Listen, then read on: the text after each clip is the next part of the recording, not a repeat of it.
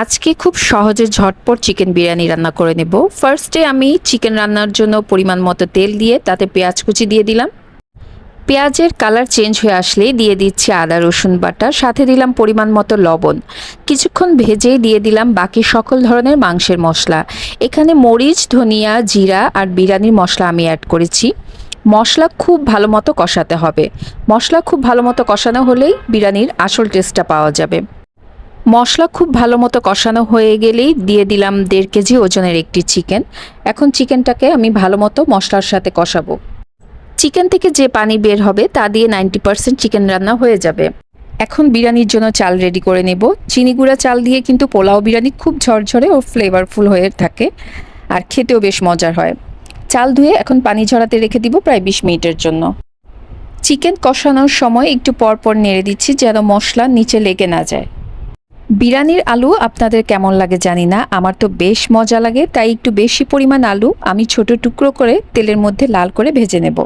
আর এদিকে আমার চিকেন কষানো হয়ে গেছে। এখন দিয়ে দিলাম বেশ খানিকটা বাদাম বাটা। এখানে আলুর টুকরোগুলো লাল লাল করে ভাজা হয়ে গেছে, এখন আমি তুলে নিব। এখন 1 কাপ ঘন দুধ চিকেনে দিয়ে দিলাম, তারপর মাখা মাখা হয়ে আসলে চিকেন নামিয়ে নেব। এখন বিরিয়ানির জন্য পোলাও রান্না করার পালা। পোলাও রান্না করতে যে সকল গরম মশলা ইউজ করা হয় সবগুলি আমি এখানে দিয়ে দিয়েছি। সাথে অল্প পরিমাণ আদা রসুন দিয়ে চাল কিছুক্ষণ ভেজে নেব। সাথে অ্যাড করব চালের জন্য পরিমাণ মতো লবণ। এখন চাল অনুপাতে পানি অ্যাড করে তাতে দিয়ে দিলাম মিল্ক পাউডার। পোলাওতে মিল্ক পাউডার দিলে টেস্ট হয়ে যাবে দ্বিগুণ। চাইলে লিকুইড মিল্কও ইউজ করা যাবে। আর সাথে দিয়ে দিলাম বেশ কয়েকটা কাঁচামরিচ।